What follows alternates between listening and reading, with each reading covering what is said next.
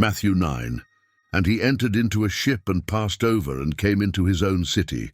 And behold, they brought to him a man sick of the palsy, lying on a bed. And Jesus, seeing their faith, said unto the sick of the palsy, Son, be of good cheer, thy sins be forgiven thee. And behold, certain of the scribes said within themselves, This man blasphemeth. And Jesus, knowing their thoughts, said, Wherefore think ye evil in your hearts?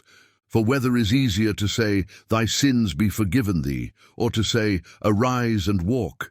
But that ye may know that the Son of Man hath power on earth to forgive sins, then saith he to the sick of the palsy, Arise, take up thy bed, and go unto thine house. And he arose and departed to his house. But when the multitude saw it, they marveled and glorified God, which had given such power unto men. And as Jesus passed forth from thence, he saw a man, named Matthew, sitting at the receipt of custom. And he saith unto him, Follow me. And he arose and followed him. And it came to pass, as Jesus sat at meat in the house, behold, many publicans and sinners came and sat down with him and his disciples. And when the Pharisees saw it, they said unto his disciples, Why eateth your master with publicans and sinners? But when Jesus heard that, he said unto them, They that be whole need not a physician, but they that are sick.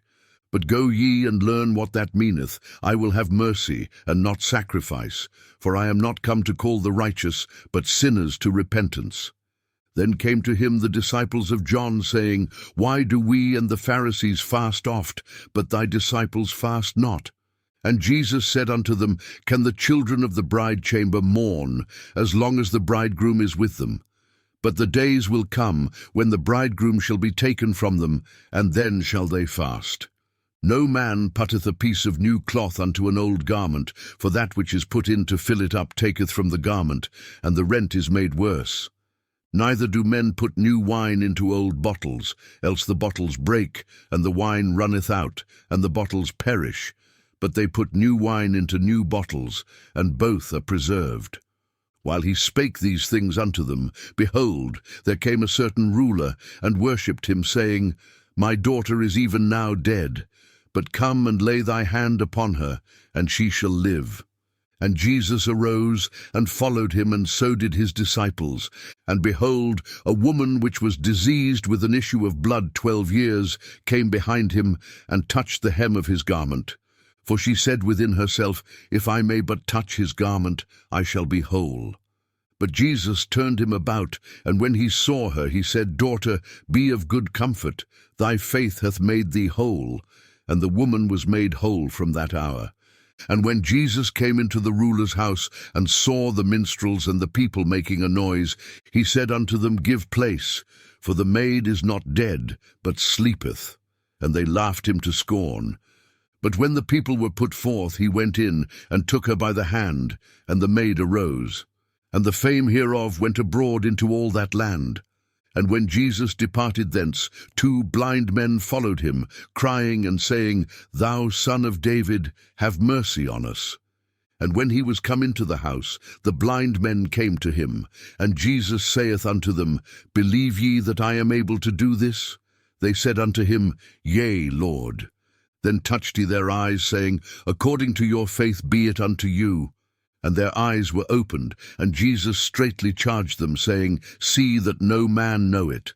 But they, when they were departed, spread abroad his fame in all that country. As they went out, behold, they brought to him a dumb man, possessed with a devil. And when the devil was cast out, the dumb spake, and the multitudes marveled, saying, It was never so seen in Israel.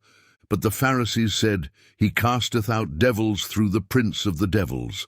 And Jesus went about all the cities and villages, teaching in their synagogues, and preaching the gospel of the kingdom, and healing every sickness and every disease among the people.